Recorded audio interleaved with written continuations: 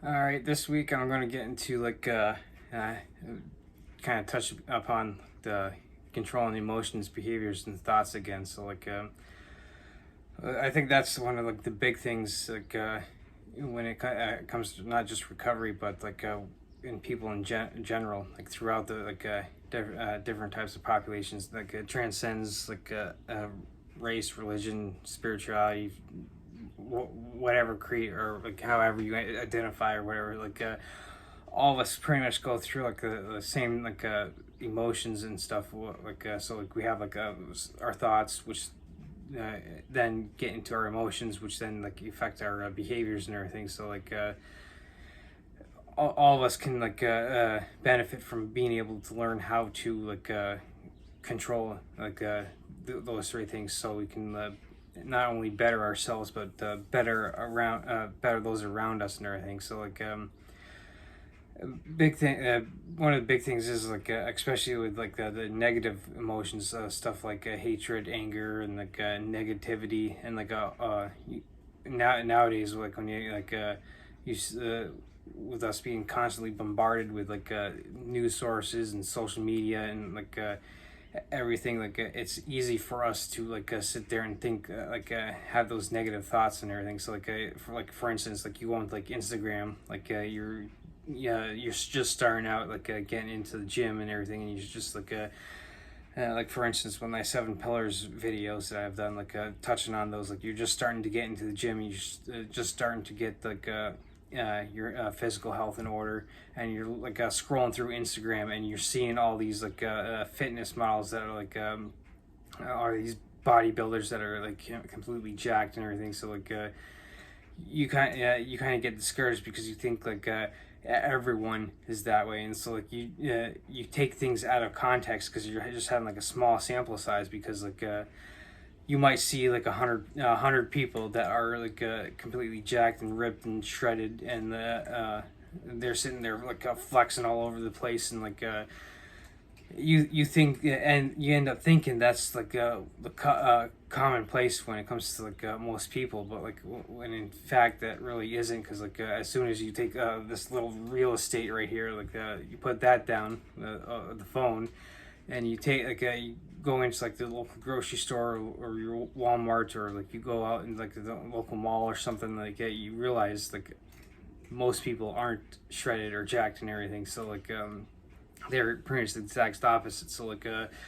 It's easy for people to get into that negative mindset, when they're seeing people that are completely shredded or jacked and everything, and get discouraged, well, I'm not doing enough, or I'm not going to be able to get there. Where you got to realize is in a lot of cases, especially with bodybuilders, it's taken them years to get there. For instance, most of your Mr. Olympias have spent 10, 15, maybe 20 years before they even step on stage and everything. And of course, the misconception that people get is it's not talked about, but those bodybuilders are on steroids and human growth hormones, and they're basically juicing out of their minds. It's not that's one extreme where it's not necessarily healthy being say 350 pounds and only have 4 or 5% body fat. Now most people are on the other extreme, of course, with being obese, morbidly obese. Those extremes aren't those are two extreme cases on the opposite end of the spectrum. Those two extremes aren't necessarily healthy.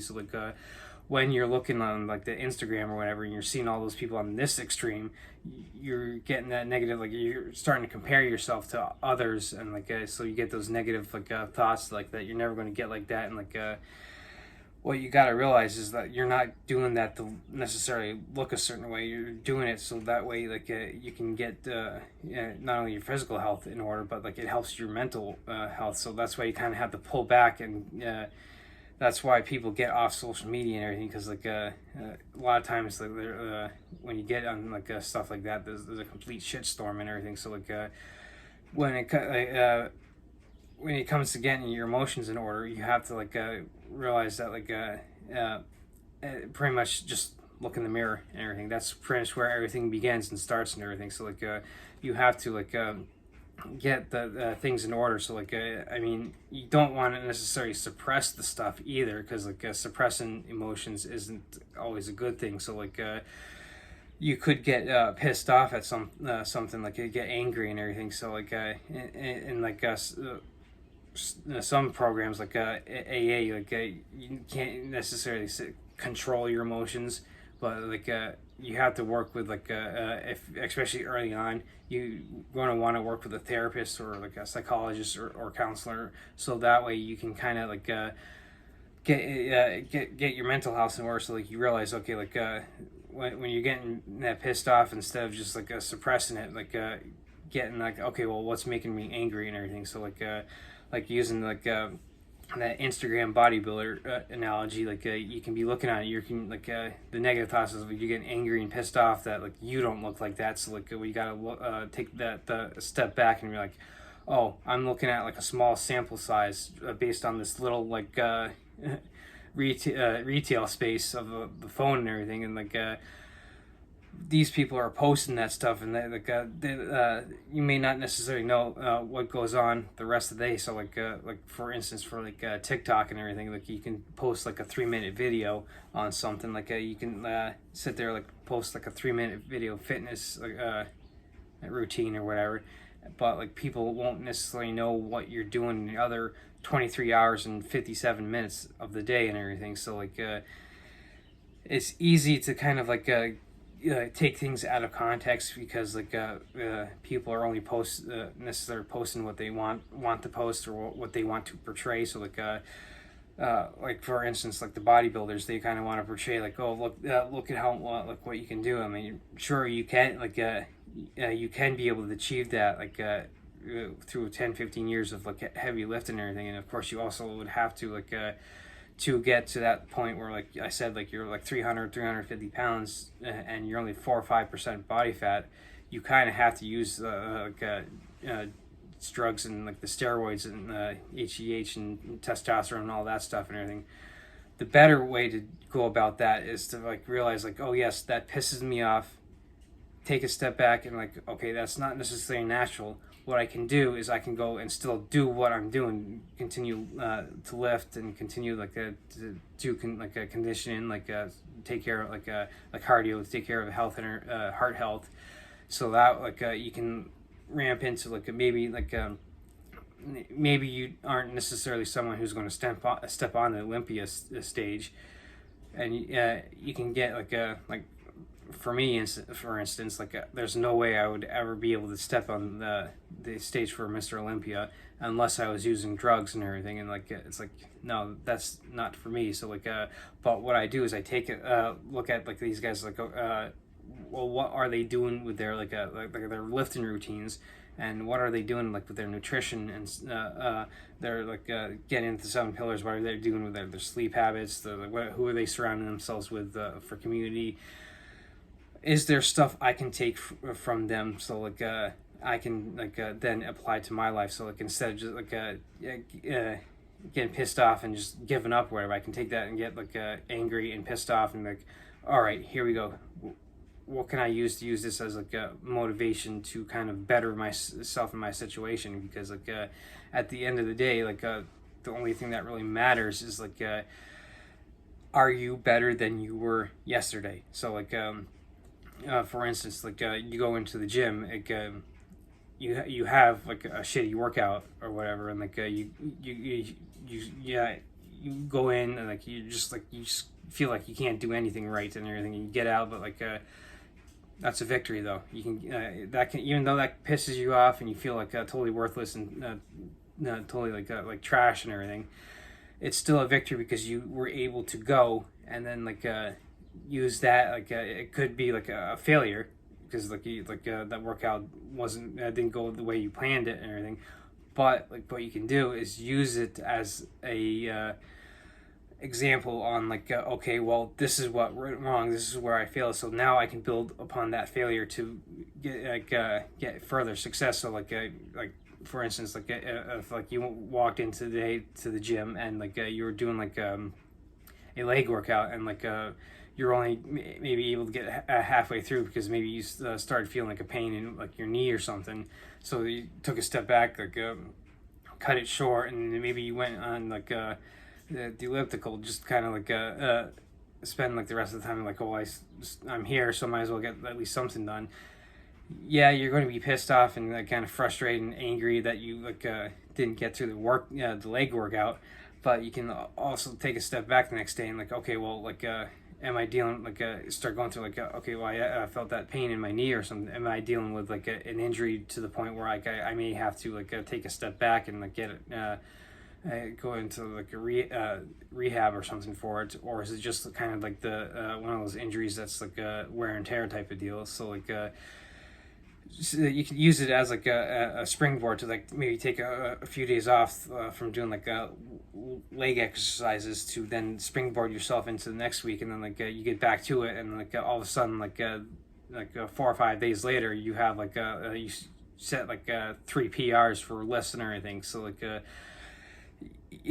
by getting control of your thoughts and emotions and behaviors, you can sit there and look at you're not sitting there freaking out over every little thing as things happen. You can take things as they come and realize okay, well, this is going to just be temporary. This is going to be something that I can work through, and it will build upon further to further success and everything. So now you can't necessarily your emotions can't come and go. So you can't control them in the sense that for instance, I mentioned using the little phone analogy, when you're going on social media, you really can't necessarily control getting pissed off at something you see or whatever, but what you do have control over is what you do with that. So using the bodybuilding example, you might get pissed off. They're yeah, these guys are on drugs and everything, and you get all pissed off and go down that road or whatever. But then you could use that instead to be okay, well, that's what they're doing. What can I do to better myself and everything? So that's what you have control over, and that's where you have control over your emotions and everything. So as things come through, the filters of our 5 senses and everything, to affect our emotions, our thoughts, and our behaviors and everything, we may not necessarily have control over whatever else goes on in the world, but what we do have control over is how it affects us and everything. So that's pretty much the big thing is that you don't want to suppress the emotions, because it can lead to negative consequences down the road. Because if you start suppressing stuff, you pretty much bottle it up, and it's the soda can analogy. You start bottling everything up, but you shake it up and open the can, it explodes. And so that's pretty much what happens when you suppress your emotions and everything. So that's pretty much what happens when you suppress and not learn how to control your emotions. So well, yes, you can't necessarily control what goes on in the rest of the world, what goes on social media, and what other people do. What you can do is as you filter those things through and you see them starting to affect your emotions, you can then take control. Okay, well, this isn't necessarily reality. What I can do is take stuff through these filters, your eyes, your nose, your mouth, your 5 senses, like I said, and then work on okay, well, what do I have control over? Myself and everything. So I can then take these emotions that I'm feeling and see how I can better get into control of them. So again, especially early on, you're going to want to get work with a therapist, a counselor, or someone who knows what they're doing, so they can sit there and give you the tools so you know what to look for when your emotions get out of whack, and so you can take that step back and get them under control and everything. So this is pretty much why things meditation and journal are important. So because for me, I journal every night, so that way I have that time where I can do that mental check-in, so I can be at the end of the day be okay, what the hell went on today, and where am I, so I can actually force myself to focus on those, so I can so that at least I can get control of my emotions and behaviors and stuff. And there's no such thing as perfection. So like we're always going to screw up. So what the great thing about screw ups is that it gives us more experiences. Like, oh hey, look, I screwed up in this situation. So like now I know not to do this again in this type of situation. So like.